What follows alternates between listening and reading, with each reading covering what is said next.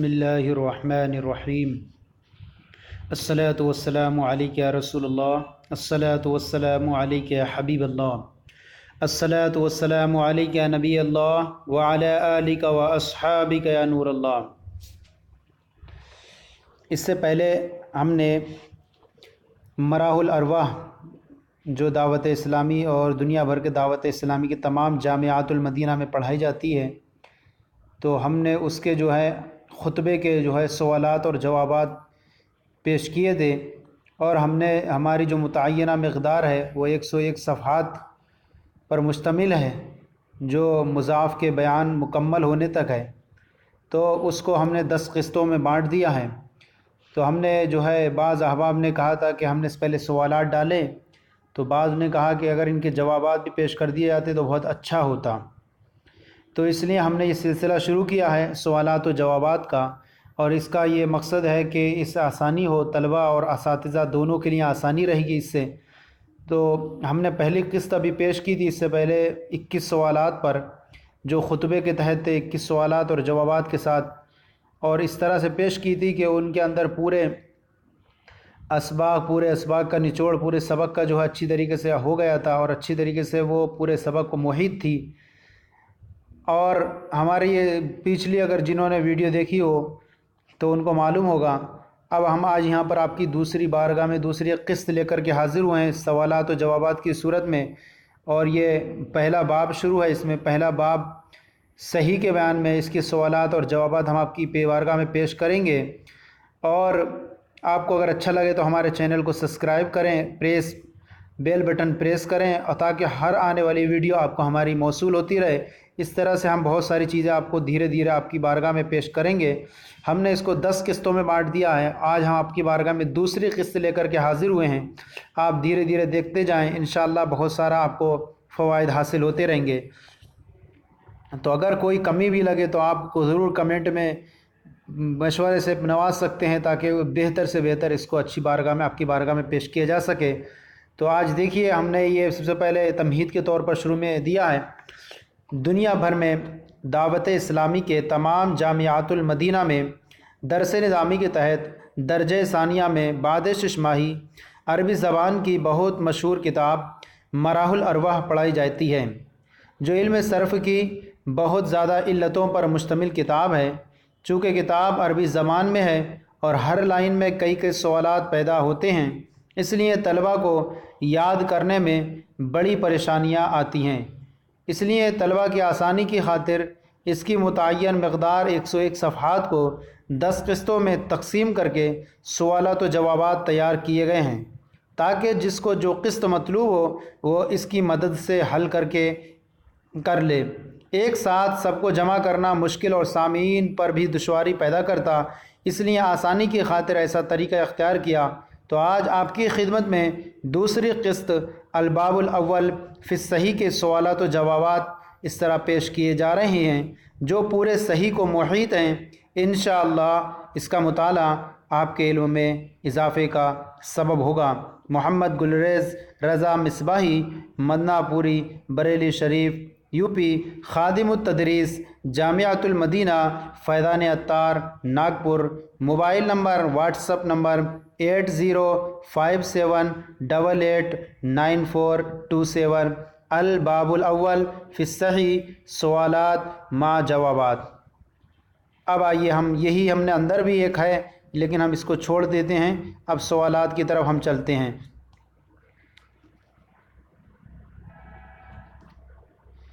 यहाँ से सवालात हमारे शुरू हो रहे हैं। सवाल हमने इसके तहत 22 सवालात रखे हैं, और 22 सवाल के हमने जवाबात दिए हैं। आपको माशाअल्लाह, मुझे उम्मीद है कि आपको ये हमारा सिलसिला अच्छा लगेगा। अपनी दुआओं से भी नवाजें और अपनी राय व मशवरों से भी नवाजें। तो आइए शुरू करते हैं। अल बाबुल अव्वल फ़िस सही। सवाल नंबर 1, सही के बयान को मुक़द्दम क्यों फरमाया?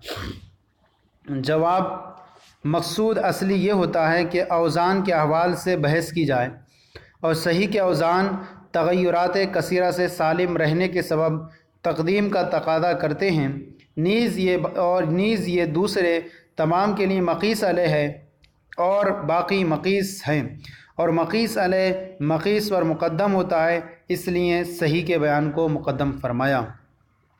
سوال نمبر 2، صحیح کی تعریف ما مثال بیان کریں۔ جواب، صحیح وہ کلمہ ہے جس کے فا، عین اور لام کلمہ کے مقابل میں حرف علت 2 حرف ایک جنس کے اور حمزہ نہ ہو، جیسے ضرب رجل جعفر۔ سوال نمبر 3، فا، عین اور لام کو اوزان کے لیے کیوں خاص کیا؟ جواب، فا، عین اور لام کو وزن کے طور پر اس لیے خاص کیا تاکہ شفت، وسط اور حلق میں سے ہر ایک شامل ہو جائے۔ تو اس لیے ہم نے اس پہ نوٹ لگا دیا تاکہ ایک اور مزید فائدے کے لیے۔ نوٹ، اصل مخارج 3 ہیں، شفت، وسط، حلق۔ تینوں مخارج میں سے ہر ایک سے ایک ایک حرف لیا تاکہ ہر ایک کا حصہ شامل ہو جائے۔ سوال نمبر 4، مصدر سے کتنی چیزیں مشتق ہوتی ہیں، ہر ایک کو بیان کریں۔ جواب، مصدر سے 9 چیزیں مشتق ہوتی ہیں۔ نمبر 1 ماضی، نمبر 2 مضارع، نمبر 3 امر، نمبر 4 نہی، نمبر 5 اسم فاعل، نمبر 6 اسم مفعول، نمبر 7 اسم زمان، نمبر 8 اسم مکان، نمبر 9 اسم اعلیٰ۔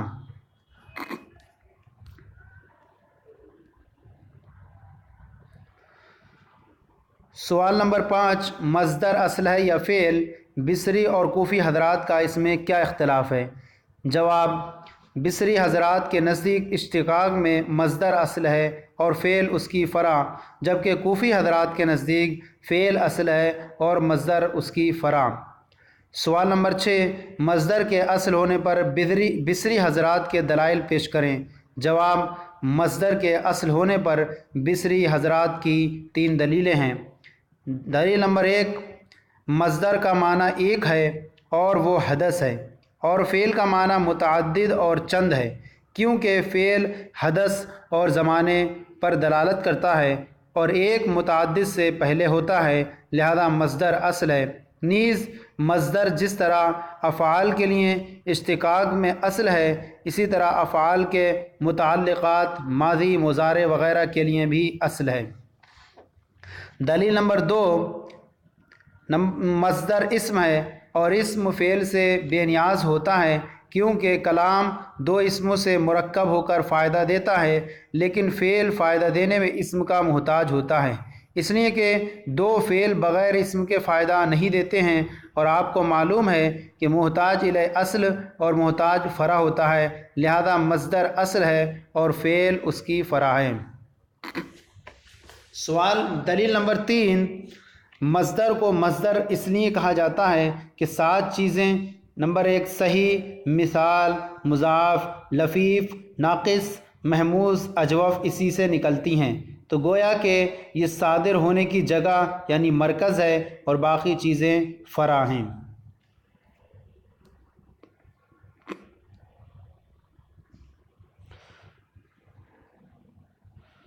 سوال نمبر 7، اشتقاق کی تعریف، اس کی قسمیں، تعریف و مثال کے ساتھ بیان کریں۔ جواب، 2 لفظوں کے درمیان لفظ اور معنی میں مناسبت پائی جائے تو وہ اشتقاق ہے۔ اس کی 3 قسمیں ہیں، نمبر 1 صغیر، نمبر 2 کبیر، نمبر 3 اکبر۔ اب یہاں تعریف بیان فرما رہے ہیں۔ نمبر 1 اشتقاق صغیر کی تعریف، 2 لفظوں کے درمیان حروف اور معنی میں مناسبت پائی جائے تو وہ اشتقاق صغیر ہے، جیسے ضرب مارا ماضی، ضرب مصدر سے مشتق ہے اور دونوں کے معنی اور حروف میں مناسبت ہے۔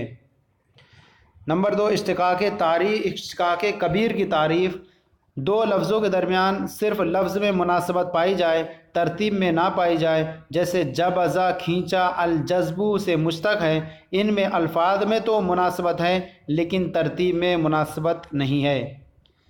پر 3 اشتقاق کبیر اکبر کی تعریف، 2 لفظوں کے درمیان مخرج میں مناسبت پائی جائے اور حروف و ترتیب میں نہ پائی جائے، جیسے نعقہ آواز کرنا، النحق سے مشتق ہے۔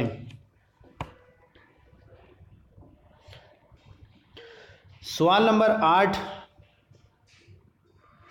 مراح الاربع میں اشتقاق سے کون سی قسم مراد ہے؟ جواب، مراح الاربع میں اشتقاق سے مراد اشتقاق صغیر ہے۔ سوال نمبر 9، فعل کے اصل ہونے پر کوفی حضرات کے دلائل ما مثال پیش کریں۔ جواب، فعل کے اصل ہونے پر کوفی حضرات کی بھی 3 دلیلیں ہیں۔ دلیل نمبر کوفیوں کی طرف سے 1 ہے۔ دلیل نمبر 1، فعل کے اصل ہونے پر کوفی حضرات کی پہلی دلیل یہ ہے کہ وجود اور عدم کے اعتبار سے مصدر کی تعلیل کا دار و مدار فعل کی تعلیل پر ہے، یعنی فعل کی تعلیل مصدر کی تعلیل کا سبب ہے۔ اگر فعل میں تعلیل ہوئی ہے تو مصدر میں بھی تعلیل ہوگی، اگر فعل میں تعلیل نہیں ہوئی ہے تو مصدر میں بھی تعلیل نہیں ہوگی۔ جیسے یعید فعل میں تعلیل ہوئی ہے اس لیے اس کے مصدر عیدتن میں بھی تعلیل ہوئی۔ قامہ فعل میں تعلیل ہوئی ہے لہذا اس کے مصدر قیامن میں بھی تعلیل ہوئی۔ اگر فعل میں تعلیل نہ ہوئی ہے تو مصدر میں بھی تعلیل نہ ہوگی۔ جیسے یوجلو فعل میں تعلیل نہ ہوئی ہے لہذا اس کے مصدر وجلن میں بھی تعلیل نہ ہوئی۔ قاومہ فعل میں تعلیل نہ ہوئی اس لیے اس کے مصدر قوامن میں بھی تعلیل نہیں ہوئی۔ اور کسی چیز کی سببیت اس کے اصل ہونے پر دلالت کرتی ہے لہذا فعل اصل ہے اور مصدر اس کی فرع ہے۔ دلیل نمبر 2، کوفیوں کی طرف سے فعل کے اصل ہونے پر۔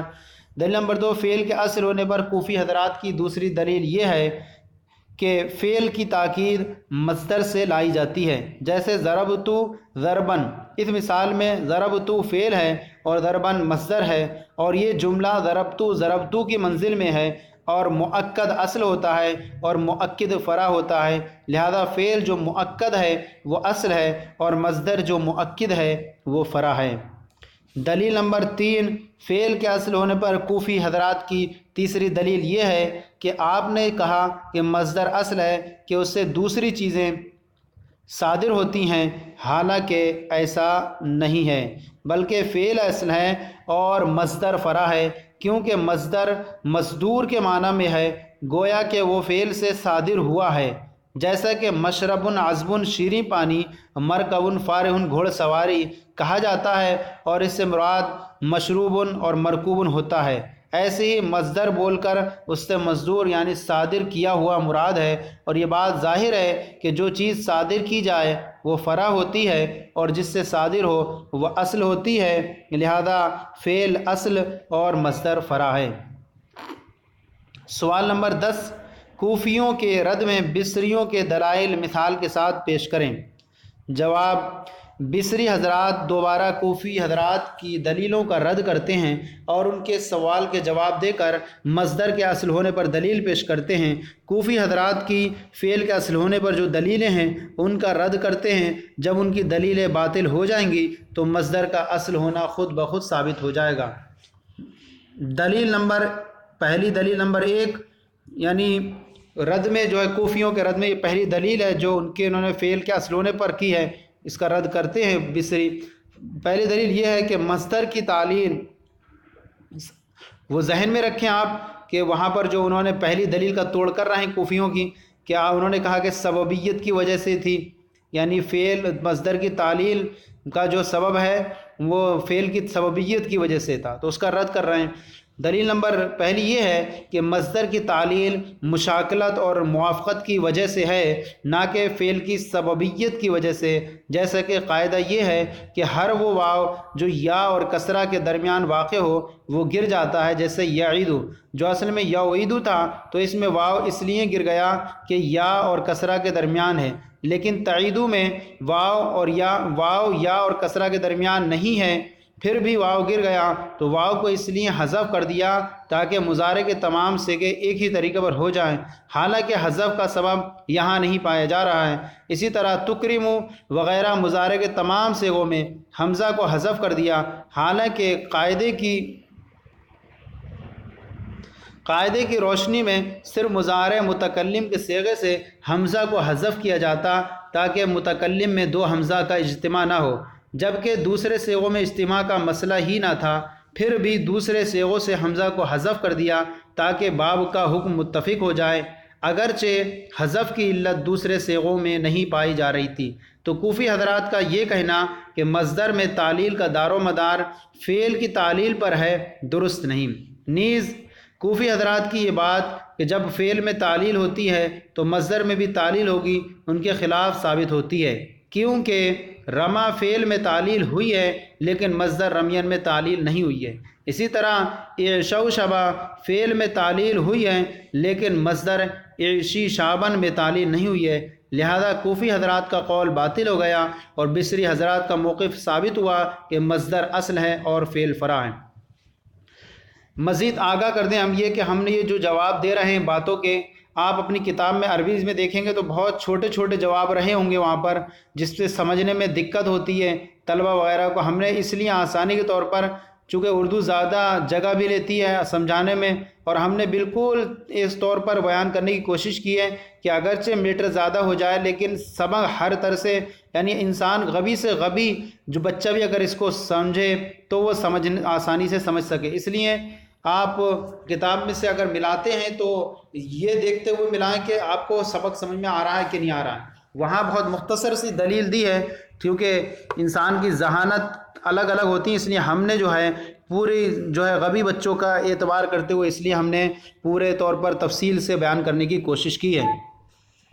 کوفی حضرات نے جو فعل کے اصل ہونے پر دوسری دلیل دی تھی، اس دوسری دلیل کا بصری رد فرماتے ہیں دوسری دلیل کا رد اس طور پر ہے کہ آپ نے کہا فعل کی تاکید مصدر سے لائی جاتی ہے لہذا فعل اصل اور مصدر فرع ہے، تو اس کا جواب یہ ہے کہ کسی چیز کا مؤکد اور دوسرے کا مؤکد ہونا اس کے اصل ہونے پر دلالت نہیں کرتا ہے، بلکہ اس بات پر دلالت کرتا ہے کہ دونوں اعراب میں برابر ہیں، یعنی دونوں پر جو اعراب آ رہا ہے وہ ایک ہی جہت مثلا فاعل یا مفعول سے آ رہا ہے، نہ کہ اصل اور فرع ہونے کے اعتبار سے۔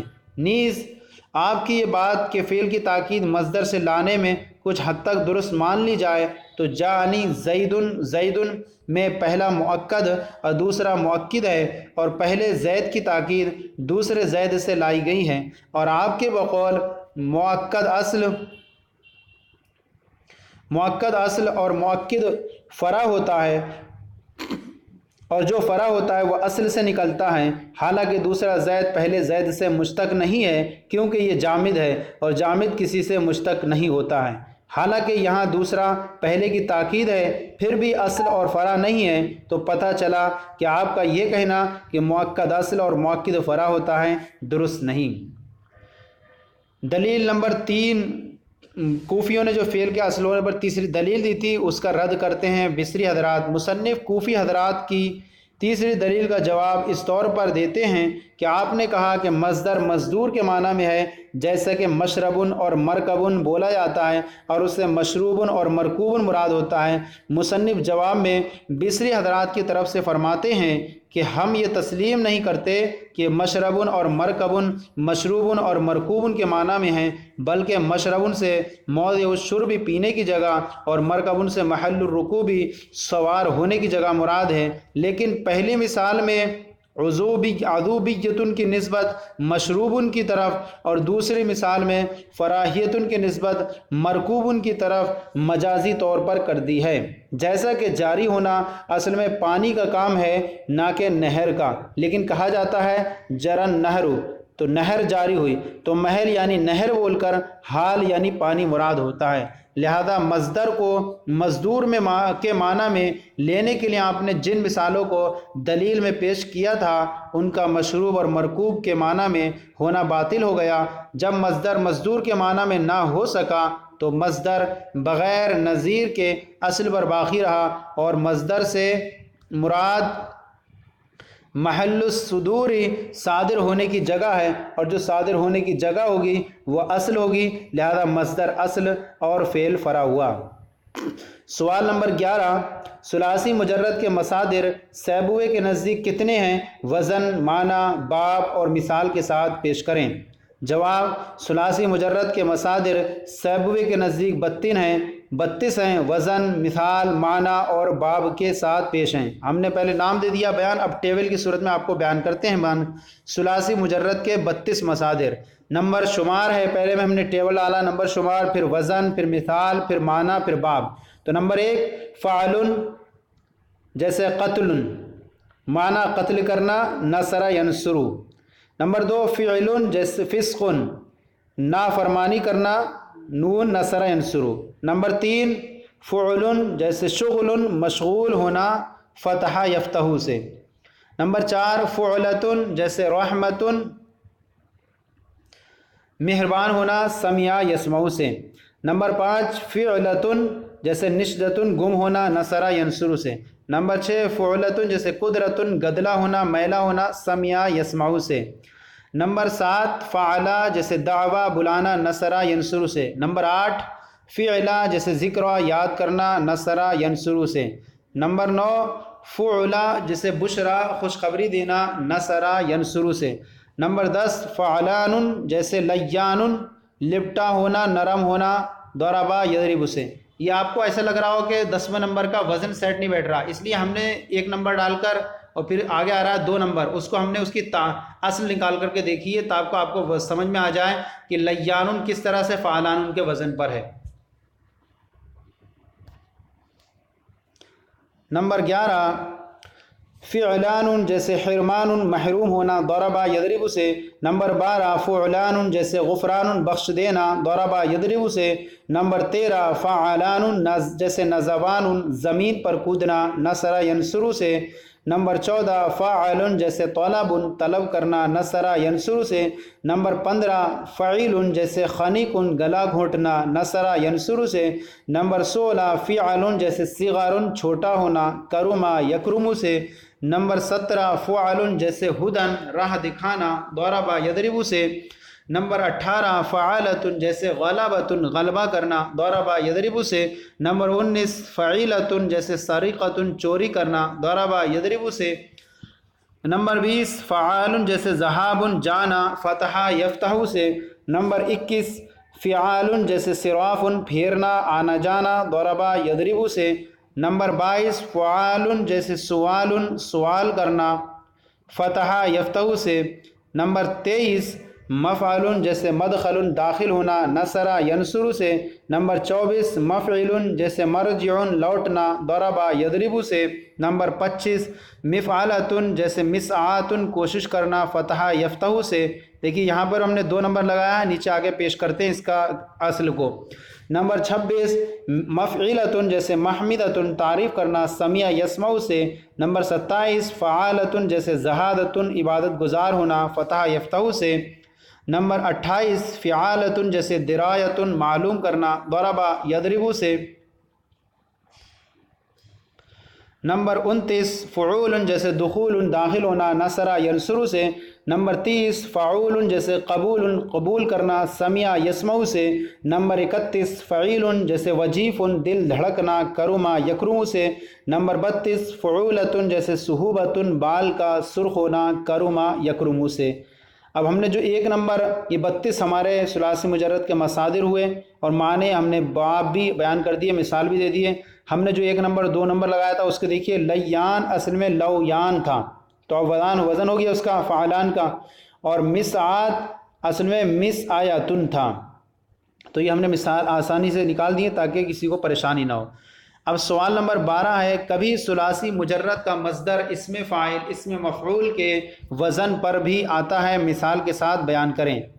جواب کبھی ثلاثی مجرد کا مصدر اسم فاعل کے وزن پر آتا ہے، جس سے قمت قائما بمعنی قیاما، قائما بمعنی قیاما کھڑا ہونا، تو یہ قائما قیاما کے معنی میں۔ اور کبھی اس میں مفعول کے وزن پر بھی آتا ہے، جیسے بِأَيِّكُمُ الْمَفْتُونُ، مفتون تم میں سے کون مجنون تھا، تو مفتون اس مفعول بمعنی فتنتن، فتنتن کے معنی میں۔ سوال نمبر 13 کبھی ثلاثی مجرد کے مصادر مبالغے کے لیے بھی آتے ہیں، مثال کے ساتھ بیان کریں۔ جواب کبھی ثلاثی مجرد کے مصادر مبالغے کے لیے بھی آتے ہیں، جیسے التہدار شراب کا بہت زیادہ جوش مارنا، التلعاب بہت زیادہ کھیلنا، الحثیثہ بہت زیادہ ابھارنا، الدلیلہ بہت زیادہ رہنمائی کرنا۔ سوال نمبر 14 غیر ثلاثی مجرد کا مصدر کتنے طریقے پر آتا ہے؟ جواب غیر ثلاثی مجرد کا مصدر ہر باب سے ایک ہی طریقے پر آتا ہے، یعنی اپنے باب کے اسی مصدر کے طریقے پر آتا ہے۔ سوال نمبر 15 خلاف قیاس آنے والے غیر ثلاثی مجرد کے مصادر بیان کریں۔ غیر ثلاثی مجرد سے خلاف قیاس آنے والے مصادر 5 ہیں۔ نمبر 1 کلمہ باب تفعیل کا مصدر کلامن۔ نمبر 2 اور 3 2 اور 3 جیسے قاتلا باب مفعالت کا مصدر قتالن ہے اور وقیتالن، تو یہ 2 ملا کر کے 3 ہو گئے۔ نمبر 4 تحملہ باب تفاعل کا مصدر تحمالن، یہ بھی خلاف قیاس ہے۔ اور نمبر 5 زلزلہ باب تفعیل کا جو مصدر زلزالن، تو یہ 5 مصادر خلاف قیاس ہیں۔ نمبر 1 کلامن، نمبر 2 قتالن وقیتالن، نمبر 4 تحمالن، نمبر 5 زلزالن۔ سوال نمبر 16 مصدر سے جو افعال مشتق ہوتے ہیں ان کے کل کتنے ابواب ہیں؟ نام کے ساتھ مثال بھی بیان کریں۔ تو یہاں پر بھی ہم ٹیبل بیان کر کے پیش کریں گے۔ سب سے پہلے ہم کل ملا کر کے بیان کر دیں گے کہ مصدر سے جو افعال مشتق ہوتے ہیں ان کے کل 35 ابواب ہیں، تو الگ الگ ہم نے حصوں میں بانٹ دیا ہے۔ نمبر 1 ثلاثی مجرد کے 6 ابواب ہیں، نام، نمبر شمار ہے، پھر باب ہے، پھر مثال ہے، پھر معنی ہے۔ نمبر 1 ضربہ جیسے غفرہ یغفر بخش دینا۔ نمبر 2 نصرہ جیسے قتل یقتل قتل کرنا۔ نمبر 3 سمیع جیسے حمیدہ یحمد تعریف کرنا۔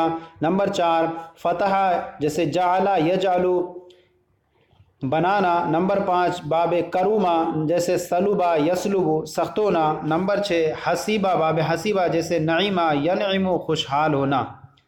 6 ہو گئے۔ پھر ہے ثلاثی مزید فی کے 12 ابواب ہیں، شمار، باب، مثال، معنی۔ تو نمبر 1 افعال جیسے اکرمہ تعظیم کرنا۔ نمبر 2 تفعیل جیسے قطع کاٹنا۔ نمبر 3 باب مفاعلت جیسے قاتل جنگ کرنا۔ نمبر 4 باب تفاعل جیسے تفضل مہربانی کرنا۔ نمبر 5 جیسے باب تفاعل جیسے تضارب آپس میں لڑنا۔ نمبر 6 آپس میں لڑائی کرنا۔ نمبر 6 باب انفعال جیسے انصرف واپس ہونا۔ نمبر 7 باب افتعال جیسے احتقر حقیر سمجھنا۔ نمبر 8 باب استفعال جیسے استخرج نکالنا۔ نمبر 9 افعی باب افعال جیسے اخشوشنا سخت کھردرا ہونا۔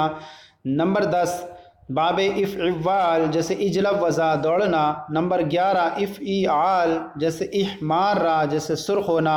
نمبر 12 افعلال جیسے احمر سرخ ہونا۔ اور پھر ہے رباعی مجرد کا 1 باب ہے، تو رباعی مجرد کا 1 باب ہے۔ نمبر 1 شمار ہے اس میں فعللتن جیسے دہرجہ لڑکانا۔ پھر رباعی مزید فی کے 3 ابواب ہیں۔ نمبر 1 افعلال جیسے احرن جمع ہونا۔ نمبر 2 باب افعلاء جیسے اقشعر رونگٹے کھڑا ہونا۔ نمبر 3 باب تفعلل جیسے تدحرج لڑکنا۔ ملحق بتدحرج کے 6 ابواب ہیں۔ نمبر 1 باب فعلل جیسے شملل جلدی کرنا۔ نمبر 2 باب فوعل جیسے حوقل سخت بوڑھا ہونا، اس کا ایک دوسرا معنی بھی ہے لا حول پڑھنا۔ نمبر 3 فیعل جیسے بیطر نعل بندی کرنا، یہ نعل بندی کرنا دابہ کے ساتھ لگائیں گے تو اس کا معنی ہوگا جانور کا علاج کرنا۔ نمبر 4 فعول جیسے جہورا آواز بلند کرنا۔ نمبر 5 باب فعلا جیسے قلصا ٹوپی پہنانا۔ نمبر 6 ملحق بدہرجہ ہے یہ۔ نمبر 6 باب فعنلا جیسے قلنسا ٹوپی پہنانا، یہ ملحق بدہرجہ ہے اور دہرجہ خود متعدی ہے، لہذا اس کا جو مجھ سے ملحق ہوگا وہی متعدی ہوگا، اور تدہرجہ چونکہ لازم ہے لہذا اس سے جو ملحق ہوں گے وہ بھی لازم بنیں گے۔ ملحق تدہرجہ لازم ہے تو اس سے جو لاحق باب ہوں گے وہ بھی کیا ہوں گے؟ لازم بنیں گے۔ تو آ رہا ہے ملحق بتدہرجہ کے 5 ابواب ہیں۔ نمبر 1 باب تفعلل جیسے تجلببہ چادر پہننا، تو دیکھیے یہاں لازم کا معنی ہوا کیونکہ تدہرجہ یہ خود لازم ہے لہذا اس سے جو ملحق ہیں وہ بھی لازم ہوں گے، چادر پہننا۔ نمبر 2 تفعل جیسے تجوربہ پائتابہ پہننا۔ نمبر 3 باب تفعل جیسے تشیطنا نافرمان ہونا۔ نمبر 4 تفاعل باب تفاعل جیسے ترہوکا ڈیلے جوڑ والا ہونا۔ نمبر 5 باب تمفعل جیسے تمسکنا مسکین ہونا۔ ملحق بحرن جمع کے 2 باب ہیں۔ نمبر 1 باب افعلال جیسے اقعنصصا سینہ و گردن نکال کر چلنا۔ نمبر 2 افعنلاء جیسے باب افعنلاء جیسے اسلنقا پشت کے بل سونا۔ تو یہ ہمارے ٹوٹل ملا کر کے 35 باب ہوئے، اس کو ہم نے الگ الگ حصوں میں بانٹ دیا ہے، آپ کو ہم نے اوپر لکھ دیا ایک اجمالی طور پر کتنے ہیں، پھر ان کو الگ الگ حصوں میں بانٹا تاکہ آسانی رہے یاد کرنے کے حساب سے بھی کہ کس کے کتنے ابواب ہیں، تو اس حساب سے یہ سلسلہ کیا گیا ہے۔ اب دیکھیے سوال نمبر 17 ہے، ثلاثی مجرد کے کتنے ابواب ہیں اور کتنے اور کون کون سے ابواب ام الابواب ہیں؟ جواب، ثلاثی مجرد کے 6 ابواب ہیں، ان میں سے 3 ابواب ام الابواب ہیں اور وہ ضربہ، سمیع، نصرہ ہیں۔ سوال نمبر 18، ثلاثی مجرد کے ابواب بیان کرتے وقت باب ضربہ کو پہلے کیوں بیان کیا؟ جواب، ثلاثی مجرد کے ابواب بیان کرتے وقت، یا اور کتاب میں مت دیکھنا، صرف مراح الارواح میں دیکھنا کہ وہاں ضربہ پہلے بیان کیا، تو اس لیے آپ سوچیں کہ کہاں ہے ضربہ، اس لیے سوال جواب بھی اسی کے حساب سے بنے۔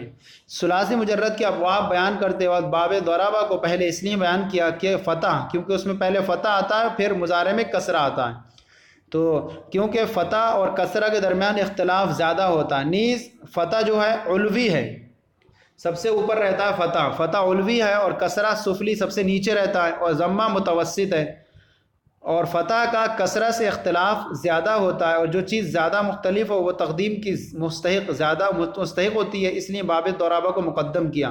الگ سے میں اور تھوڑا سا ہلکا سا اشارہ کر دیتا ہوں کہ فتح جو ہے یہ تھوڑا سب سے اوپر لکھا جاتا ہے، اور درمیان میں جو ہے دوسرے نمبر پہ یعنی ضمہ تھوڑا حرف بھی بالکل تھوڑا نیچے کر کے لکھا جاتا ہے، تو وہ متوسط ہوتا ہے، اور کسرہ سب سے نیچے رہتا ہے، اس لیے مصنف نے ضربہ کو سب سے پہلے بیان کیا۔ ایک تو سب سے زیادہ اخف الحرکات بھی ہے، کسرہ سے استعمال بھی ہے، اور ضمہ جو ہے متوسط ہے، اس لیے دوسرے نمبر پر نصرہ کو رکھا، اور تیسرے نمبر پر جو ہے یہ سمیع وغیرہ کسرے والے کو رکھا۔ سوال نمبر 19، باب فتح، کرومہ، حسیبہ ام الابواب میں شامل کیوں نہیں ہیں؟ وجہ بیان کریں۔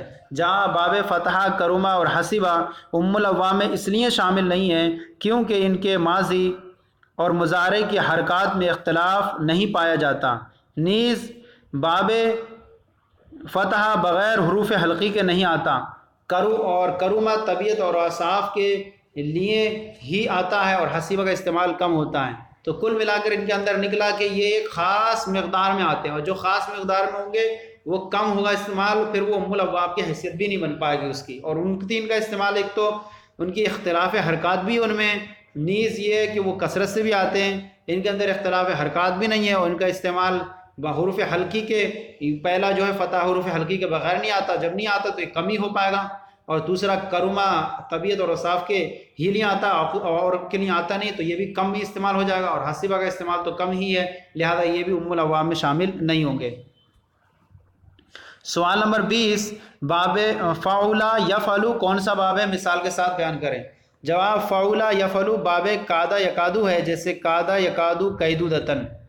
سوال نمبر 21، احمرہ میں ادغام کر دیا جبکہ ارعوا میں ادغام کیوں نہیں کیا گیا؟ جواب، احمرہ میں ادغام اس لیے کر دیا کہ اس میں دونوں حرف ایک جنس کے ہیں، اور ارعوا میں اس لیے نہیں کیا کہ اس میں بعد تعلیل دونوں حرف ایک جنس کے نہیں ہیں۔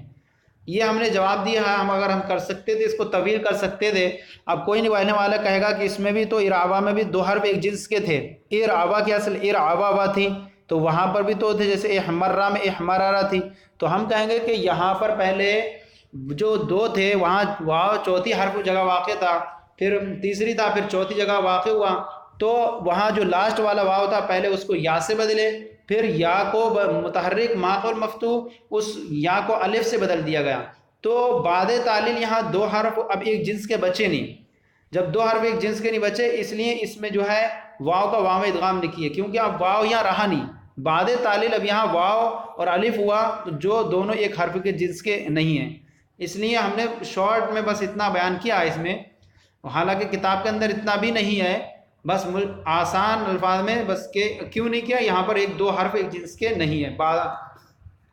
سوال نمبر 22، الحاق کا معنی تعریف، ملحق اور ملحق بھی بیان کریں۔ جواب، الحاق کا معنی ملا دینا، لاحق کرنا۔ الحاق کی تعریف، ثلاثی رباعی مجرد میں کسی حرف کی زیادتی کر کے اس کو رباعی یا خماسی کے ہم وزن کرنا الحاق کہلاتا ہے، جسے ہم وزن کیا جائے اسے ملحق، اور جس کے ہم وزن کیا جائے اسے ملحق بھی کہتے ہیں۔